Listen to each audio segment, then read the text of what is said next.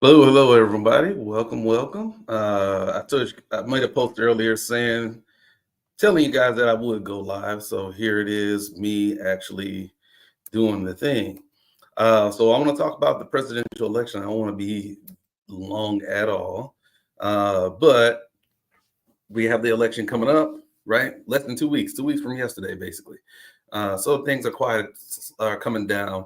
And as I said, my current look at the polls suggests that I believe Donald Trump will win the election.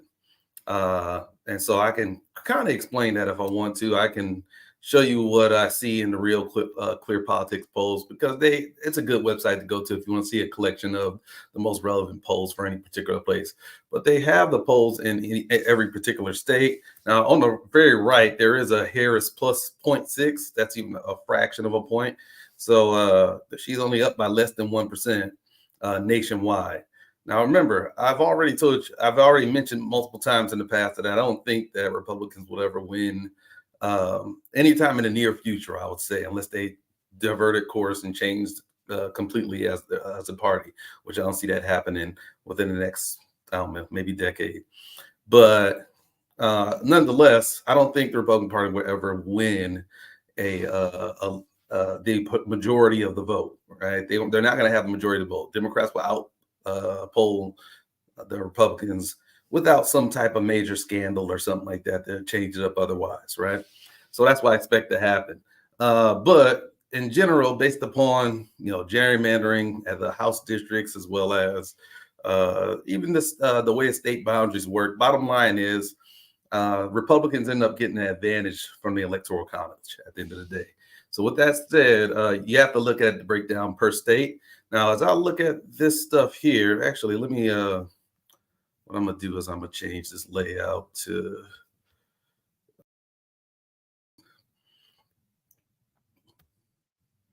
let me see if I can.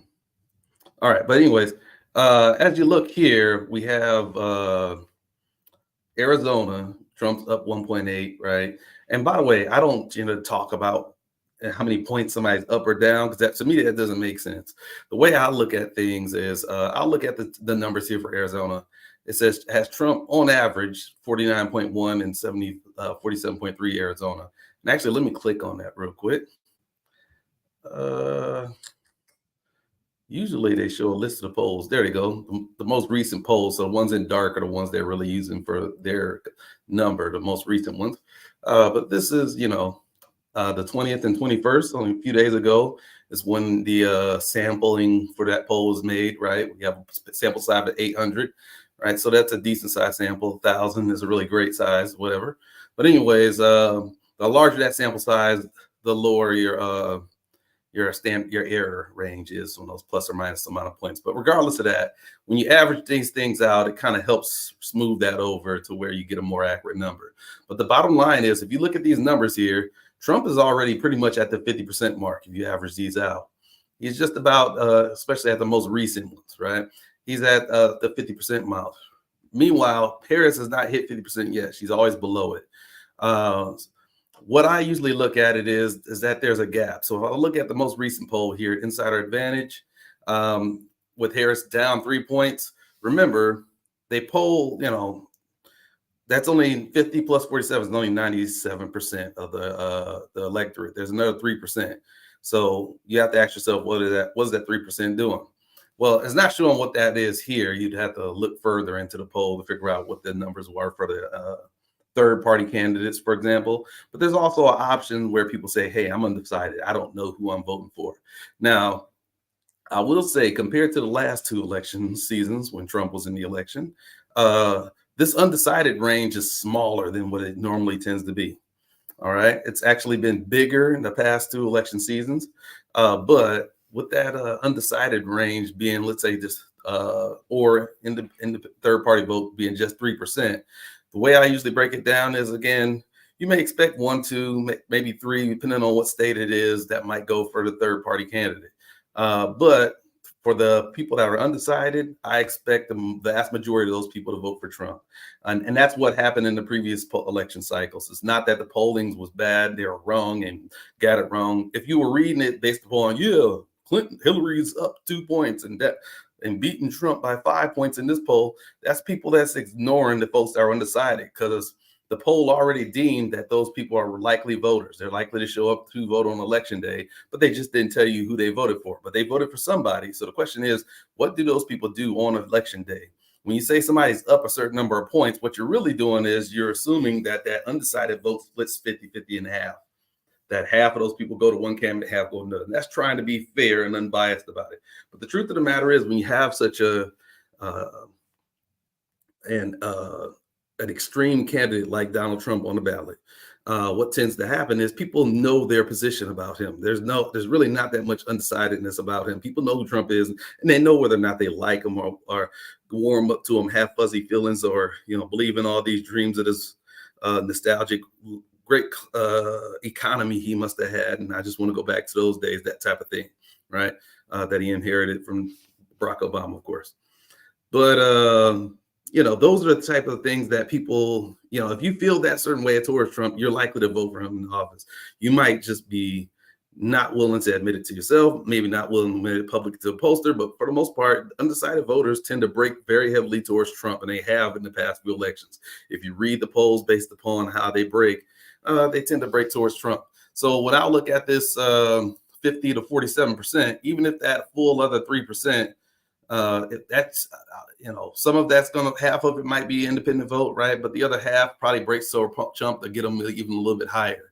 But there aren't people that are undecided that are probably going towards Harris. For the most part, Harris is going to get her vote by increasing her turnout for people that support her.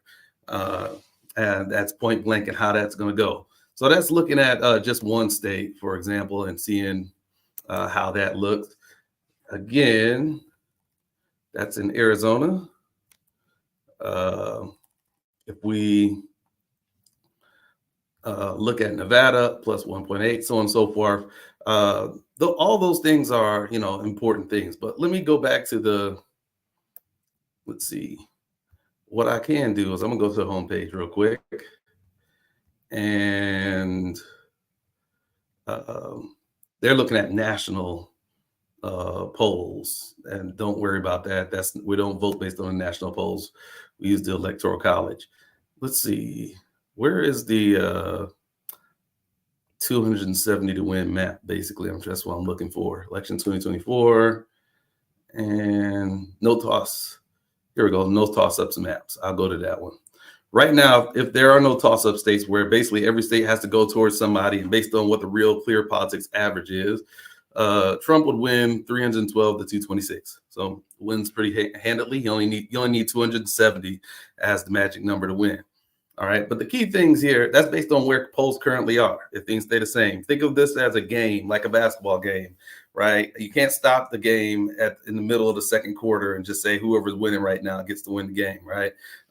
There's momentum shifts that happen over the course of the game. Well, one team is suddenly in the lead, maybe the other team takes the lead, and it goes back and forth, that type of thing. The same thing's true about election season. There's momentum changes and all that stuff. When Harris first came on the ballot, there's a lot of excitement. There's a lot of momentum that goes in her direction. But as time passes on, people forget that stuff, and they settle back into some sort of what I like to think of as a default mode of where they would go. But if they had more things like convention speeches, right, that would favor the Democrats. They did better in that regard. If they had more debates, again, that favors Democrats because Harris mop the floor with Trump in the debate, right? When people see that contrast and get reminded of, Trump is problematic in these different ways, right? It's those things help change the election. That's part of the reason why Trump didn't decide to do another debate, right? Because it's not going to help him out. We don't need to remind people who he is. We need to make them forget and just be like, hey, just the economy was better, and just blame whoever the president was in office at the time that your inflation started rising, right?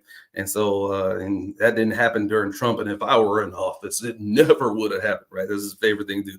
If I were in office, Ukraine war would have never happened. If I was in office, Hamas would have never attacked Israel, and blah blah blah, yakety smackety, right? Nothing would have ever happened if he was in office. But of course, you can go through all the things that did happen while he was in office, and somebody else could say that as well about him. Like, well, if I was in office, that would have never happened, right? It's just talking tough, but not having anything to back it up. But the moral of the story is this is what the map looks like, right? What's the difference between this and what Joe Biden needs? Well, first of all, the key thing is the Rust Belt, right? Wisconsin, Michigan, Pennsylvania. Those are all not going well, basically. It's doing a similar thing to what happened with Hillary Clinton in 2016. So those states are pretty close. But the bottom line is more recently that those have been polling in favor of Trump a little bit more. And so therefore, she's kind of losing those. But if she were to gain those back, let me click on create your own map. All right. And I'm going to change these. Those Rust Belts to being Democrat now. Voila. There's a win. Harris Waltz wins. They get the 270 right on the dot to the Trump Benz 268. Right. So those are the key things that need to fall. That's probably their closest hanging fruit, actually, too, to being able to win out of all the different states. Of course, there's been a lot of talk about North Carolina, but that's not quite as close as people think it is. I think that's pretty. That's going to go Republican, but I mean it's closer than usual. Bottom line is so that's what people are getting excited about it for. Yes, it's true that Barack Obama won it in 2008, but he didn't win it in 2012, and the Democrats haven't won it since. So it's not. I don't think that's likely to go. With that said, Georgia, that's also similarly, close state that that was won before, right? Arizona, Nevada, those are all states that are within range of being able to win. But the key three states I said here, Pennsylvania, Michigan, and Wisconsin, that's a lot of electoral votes that are needed to close that gap to get right on the dot to where it has to be. If you lose one of these states, then suddenly, you need multiple of these other states to make it work. I mean, you can swap out of Wisconsin for Arizona, sure. But Nevada alone wouldn't be able to do anything with that. I still don't think North Carolina will ever switch by the end of it. However, I'm not telling you guys not to vote if you live in North Carolina. My North Carolina peoples still show up and vote. You never know. Turnout makes a difference. And I can't be wrong. Don't let anybody on TV convince you not to vote or it won't matter or anything like that. So, but with Georgia having 16 votes, again, that can swap out for a Michigan or something. Not quite for Pennsylvania. You may need a combination of Georgia and Nevada if you want to swap out of Pennsylvania. But the bottom line is you're not going to be able to lose all three of these and still win the election. So if I change these back to Trump territory, let me try to get it the same color as everything else. There we go. Likely Republican. All right. And then instead, try to take some of these other states that Biden was able to win, but not the Rust Belt ones. So, and we don't make it quite high enough, right? We're at 259. You still need 11 more electoral votes at that point. And so even if you get Wisconsin, that makes it a tie, which is actually the House of Representatives ends up picking your president. You don't want that because that ends up being Republican. And so therefore Trump ends up winning. They're going to be faithful to him. Even though I know the Republican parties are sick of him, they're also want to keep their jobs more. So they're going to, and their voters would be mad at them if they didn't vote for their own guy. So Trump's going to win if that happens. But still, again, you would need to turn either Michigan or Pennsylvania as a result of that. So there's no way you can lose that whole entire Rust Belt, which currently that's what they're doing. I mean, I can go back and let's see, look at some of the polling in these Rust Belt states. Again, you have Trump at about 48 on average, roughly here. Harris is also averaging about 48. So that's really a tie. It's only a 0.1 difference between the two. So it's a tie at this particular point. But again, you have to think about the undecided votes. People aren't truly undecided when it comes to Donald Trump. I don't know what I can't stress that enough. When he's on the ballot, people either love him or hate him. Hey, Virgil, seeing you over there. How you doing? But but people will love or hate him. That's how they, people know how they feel about Trump. And so if you're undecided about him, more likely you're like, I'm trying to find a reason to vote for him. And by the time you get to that booth, you will find that reason. And so the vast majority of people who are undecided will vote for Trump. So I can't look at that as a tie. I look at that as an advantage Trump, because the undecided voters would go on Trump's favor. And if I were calling the election today, I would say Trump wins in that particular state based on the polls. All right. So that is, let's see, what state was that? That's for Wisconsin. I do the same thing for Michigan. And again, all right, while the latest poll had a 50 to 46 Harris winning, and if that was accurate, then of course, that would be good for her favor. But then again, the other polls, the previous polls, previous three polls right before that, all had Trump above Harris. So, so take it or leave it. You have to look at that, and that's why you do it, averaging it out at the end of the day. But it's still a close race at this point. It's to me, I would say that's close to a tie. You're not going to figure that out till election day. Actually, at this point, if today was election day, I would have to see it out, because it's too narrow. Even if you throw the undecided votes on the Trump behalf on this, even if I took that last poll seriously, it's still not it still wouldn't be enough to give Harris that much of an easy lead if I in that regard. So it's. That's an undecided one. I probably need to see more polls to see whether or not that's an outlier or if there's something really to that. So just see what happens over the next coming week or two. They're doing a lot of polls here, so there will be more polls over the coming days. All right.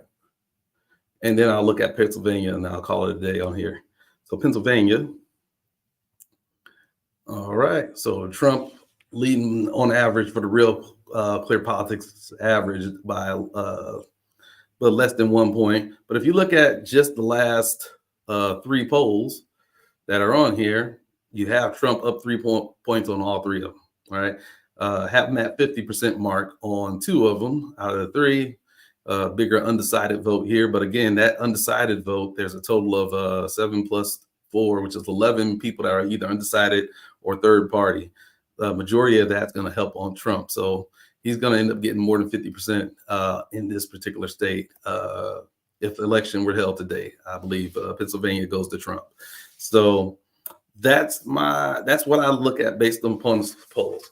Now, that's if the polls are accurate. And I found that for the most part, polls have been pretty accurate over the last few election cycles. And again, that's because I interpret them different than the average person. I don't split that in undecided vote 50-50 each way. I kind of lump the majority of that towards Trump. And when you do that, all of a sudden, you see he's going to win a lot of states. And that's how it turned out in the election. So right now we're on the way for having Trump part 2. So if that's troubling for you, prepare your spirit, do what you need to do. But that is what it is. Like I said, absence makes the heart go fonder. So after somebody's been out of office for a while, they can come back like, hey, miss me. Kind of like people that made the memes of George Bush, even though, even Republicans didn't want to claim him in 2008. John McCain ran from as far as he could. But as the years went on, he'd be like, hey, miss me or something like that. People, absence makes the heart grow fonder, for a lot of different candidates in politics, including Donald Trump. He's no exception to the rule. All right. So we will have another Trump presidency if things continue as they are. But at the end of the day, it's turnout is what matters. If people show up in force, so these polls can be way off. Like, for example, in 2008 and 2012 for Barack Obama, there were a lot of polls that underpolled for Barack Obama. Part of the reason was because he was bringing out a different demographic of voters, first-time voters that had never voted before. And so a lot of times in these polls, you're trying to look for, they don't just, they limit the scope to down to likely voters, people who are likely to turn out to vote, because nobody cares what your opinion is if you're not likely to turn out to vote. But that's not an exact science at the end of the day. There's traditional research that says that, hey, if I ask these questions to the people I poll and they answer in certain ways, I can have a certain probability associated with the likelihood that that person is going to end up showing up at the poll to vote, including, hey, did you vote in the last election, right? Did you vote in the primary election?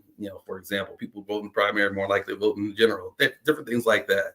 So they can narrow down this list to, okay, these are the people that are likely to show up to vote. But if they're wrong about that, then all of a sudden, if there's a higher turnout from a population they didn't expect, those things can happen. And I'd say that Barack Obama was able to change up the turnout in a lot of different places in ways that they weren't prepared to be able to measure. But I think they've made some corrections to how a lot of polling companies do polling, so it's a little bit better now. But also, Barack Obama is a unique candidate. He's not on the ballot, so that might not matter as much anyways. All right, so that is my analysis as far as all that stuff goes. So let me know what you think. Put something in the comments. What do you think needs to happen over the next couple of weeks? What's the messaging that has to go out? And then I guess sometime between now and election day, maybe probably next week, I'd say, I'll actually go in depth of what I personally think about the candidates. Of course, I said I endorsed Harris with my cover photo, but the question is, why? Why would I endorse Harris? Well, why would I even publicly admit such things? Some people are there's a lot of fearing that people don't want you to admit what you stand for or anything else, whether it's on social media or otherwise. And so why would a person like me just come out and say that? Nobody asked me, right? Well, people do ask me, but still, why would I come out and vote that way? And what's my reasons for it, right? So we can go into that discussion and have it next week. But for now, I want you guys to just enjoy the rest of your month of October. Have a happy Halloween, and until next time.